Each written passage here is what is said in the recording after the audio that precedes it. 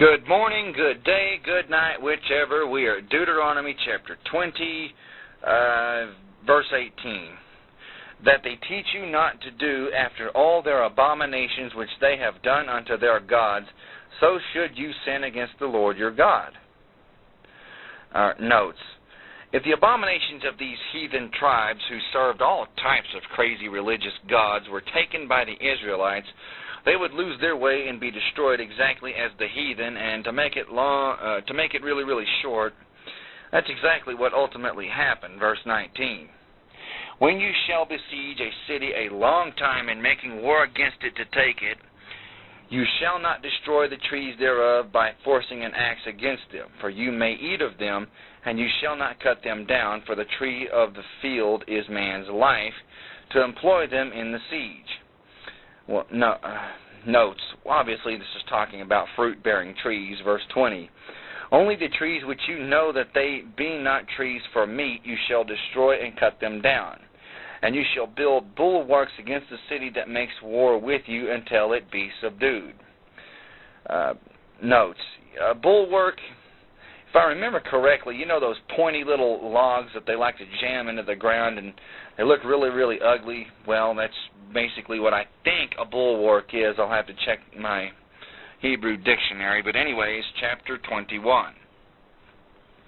If one be found slain in the land which the Lord your God gives you to possess it, lying in the field, and it be not known who has killed him, then your elders and your judges shall come forth, and they shall measure unto the cities which are round about him who is killed. And it shall be that the city which is next unto the slain man, even the elders of that city shall take an heifer which has not been wrought with, and which has not drawn in the yoke, and the elders of that city shall bring down the heifer unto a rough valley which is neither eared nor sown, and shall strike off the heifer's neck there in the valley. Notes. The Lord was to be brought into all of this, thus showing his tender solicitude for individuals as well as for other nations, and the regard he had for family life and human life at that. Now, whenever it's talking about strike off the heifer's neck where there is the valley, well, it's talking about breaking the heifer's neck. Now, this was not a sacrifice, but simply a symbolical representation of the infliction of death on the undiscovered murderer. Verse 5. And the priest, the son of Levi, shall come near. For them the Lord your God has chosen to minister unto him and to bless in the name of the Lord, and by their word shall every controversy and every stroke be tied. Notes. The priests were to be heavily involved because everything as it pertained to Israel was actually spiritual. Verse 6. And all the elders of that city who are next unto the slain man shall wash their hands over the heifer that is beheaded in the valley. And they shall answer and say, Our hands have not shed this blood, neither have our eyes seen it. Notes. Now again, this shows the sacredness of human life. Pretty obvious right there, verse 8.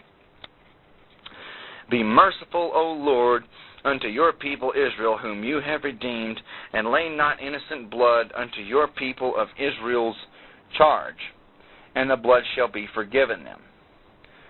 Verse 9. So shall you put away the guilt of innocent blood from among you, when you shall do that which is right in the sight of the Lord. Notes. Now, expiation was made by the killing of the transgressor when he could be found. We can read that in chapter 19, verse 13, when he was not known by the process described here. Of course, if afterwards he was apprehended, he would suffer the penalty he had actually incurred. Pretty simple. Verse 10. When you go forth to war against your enemies, and the Lord your God has delivered them into your hands, and you have taken them captive, and you see among the captives a beautiful woman, and have a desire unto her, that you should have her to your wife, then you shall bring her home to your house, and she shall shave her head and pare her nails. and she shall put the raiment of her captivity from off her, and shall remain in your house, and bewail her father and her mother a full month. And after that you shall go in unto her, and be her husband, and she shall be your wife. Notes. Now all of these things demanded were signs of purification, of separation from further heathenism, preparatory to reception among the covenant people of Jehovah. In other words, this woman has agreed to become a proselyte Jew. Verse 14. And it shall be, if you have no delight in her, then you shall let her go where she will. But you shall not sell her at all for money. You shall not make merchandise of her, because you have humbled her. Notes. The law of God is given to Moses, which took into account even the feelings of a slave girl, so to speak, which as well guaranteed her rights. Well, at this time there was no law in the world that was even remotely as fair and equitable as the law of God. Verse 15. If a man have two wives, one beloved and another hated, and have borne him children, both the beloved and the hated, and if the firstborn son be hers that was hated, then it shall be, when he makes his sons to inherit that which he has, that he may not make the son of the beloved firstborn before the son of the hated, which is indeed the firstborn. But he shall acknowledge the son of the hated for the firstborn by giving him a double portion of all that he has, for he is the beginning of his strength. The right of the firstborn is his. Notes. In other words, the firstborn inherited twice as much as any of the other sons. Verse 18.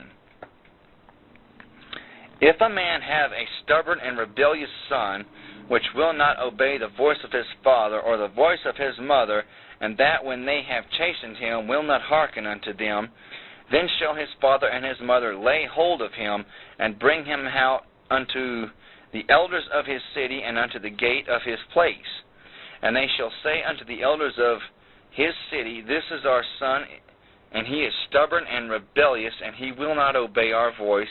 He is a glutton and a drunkard, and all the men of his city shall stone him with stones, that he die. So shall you put away evil from among you, and all Israel shall hear and fear. Notes. Gluttony and drunkenness were regarded by the Hebrews as highly criminal. The word rendered by gluttony includes other kinds of excess besides eating. It designates one who is prodigal, who wastes his means, or wastes his person by indulgence. Verse 22. And if a man have committed a sin worthy of death, and he be to be put to death, and you hang him on a tree, his body shall not remain all night upon the tree, but you shall in any wise bury him that day. For he who is hanged is accursed of God, that your land be not defiled, which the Lord your God gives you for an inheritance. Notes.